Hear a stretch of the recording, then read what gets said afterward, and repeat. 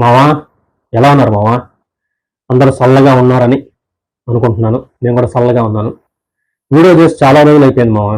So ఇప్పుడు చేస్తా అంటే ఏదో కొత్తగా ఉందన్నమాట. ఏదో కొత్తగా ప్రయత్నిస్తున్నట్టు, కొత్తగా చేస్తున్నట్టు ఫీలింగ్ అయితే కలుగుతా ఉందన్నమాట. సో నా ఛానల్ ఎవరైనా కొత్తగా చూస్తూ ఉంటే నా ఛానల్ సబ్స్క్రైబ్ చేసుకుని నన్ను సపోర్ట్ చేయండి మావా. తండేల్ సినిమా ఈరోజు రిలీజ్ అయింది. సినిమా చూడడం జరిగింది. సంక్రాంతి సినిమాల హడావిడి తర్వాత మనం ఏదైనా సినిమా కోసం ఎదురు చూస్తున్నామంటే అది ఈ సినిమానే, తండేల్.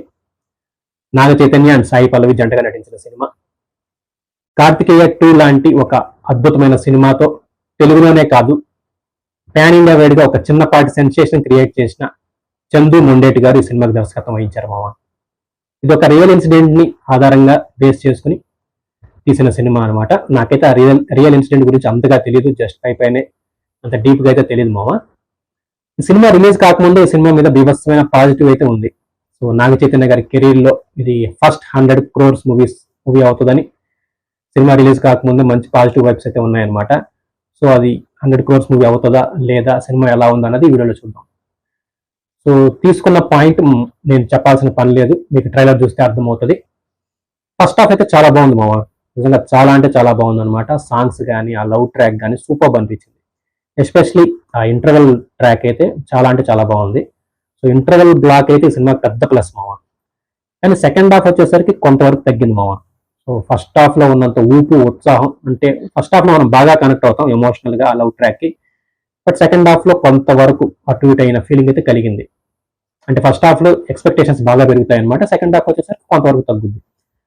ఫస్ట్ హాఫ్ లో లవ్ ట్రాక్ చాలా బాగుంటది, ఆ ఎమోషన్స్ మనం బాగా కనెక్ట్ అవుతాం. కానీ సెకండ్ హాఫ్ వచ్చేసరికి కొంచెం దేశభక్తి యాంగిల్లో సినిమా చూపిస్తారనమాట. ఆ దేశభక్తిని మనం అంతగా కనెక్టివిటీతో, అంటే ఎమోషన్ కనెక్టివిటీతో మనం చూడలేకపోతామని నాకు అనిపించింది. సో అది ఇంకొంచెం బెటర్ గా ఉంటే ఆ సీన్స్ కానీ ఆ స్క్రీన్ ప్లే కానీ ఇంకొంచెం బెటర్ గా రాసుకుని ఉంటే బాగుండేదని నా అభిప్రాయం. అండ్ ఆ సెకండ్ హాఫ్ లోనే సినిమా లిబర్టీ వీళ్ళు బాగా ఎక్కువ తీసుకున్నారన్న ఫీలింగ్ అయితే కలిగింది మామ. సో మీరు చూస్తే మీకు అర్థమవుతుంది అనమాట. సో అది రియల్ గా జరిగిందా, అంత ఇదిగా జరిగిందా అని నేనైతే చెప్పలేను, మేబీ జరిగి ఉండకపోవచ్చు. సినిమా లిబర్టీ అయితే ఎక్కువ తీసుకున్నారనిపించింది సెకండ్ హాఫ్ లో. సో అది ఇంకొంచెం బెటర్ గా రాసుకుని ఉంటే మనకి ఎమోషనల్ కనెక్టివిటీ ఇంకా బెటర్ గా కుదిరింటే బాగుండేది నా అభిప్రాయం మామ. సో ఇంకా యాక్టర్స్ విషయానికి వస్తే సాయి పల్లవి గారు as usual ఎరగొట్టేశారు.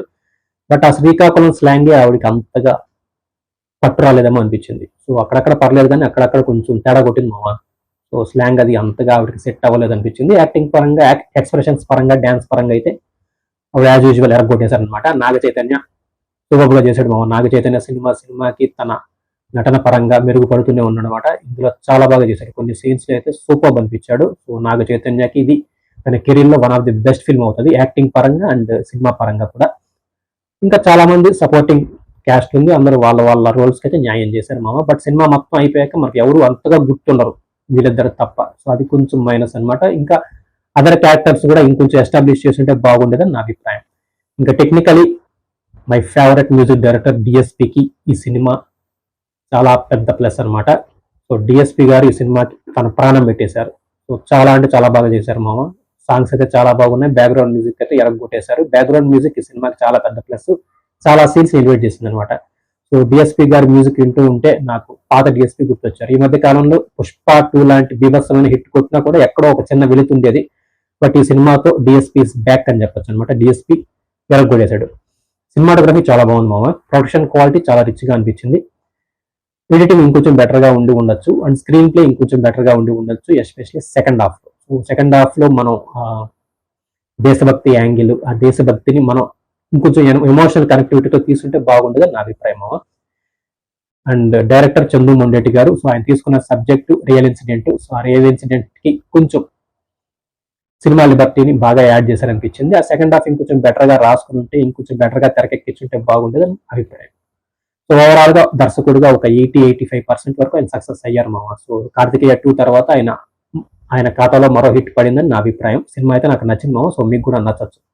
So second half కొంచెం ఓపిక్ గా చూడగలిగితే మీకు సినిమా ఎక్కేస్తుంది. సినిమా నుంచి బయటకు వచ్చాక ఓకే బాగానే ఉంది, ఒక మంచి సినిమా చూసామన్న ఫీలింగ్ అయితే మనకు ఖచ్చితంగా కలుగుద్ది అనమాట. సో అదనమాట. సో సినిమా అయితే నాకు నచ్చింది. సో మీరు కూడా సినిమా చూసేయండి, పండుగ చేసేయండి. సినిమా చూసిన వాళ్ళు ఎవరైనా ఉంటే కింద కామెంట్ బాక్స్ లో ఎలా ఉందో మెన్షన్ చేయండి, ఓకేనా? మళ్ళీ ఇంకొక వీడియోతో మనం కుమ్మేసుకుందాం మామ, కుమ్మేసుకుందాం. టాటా.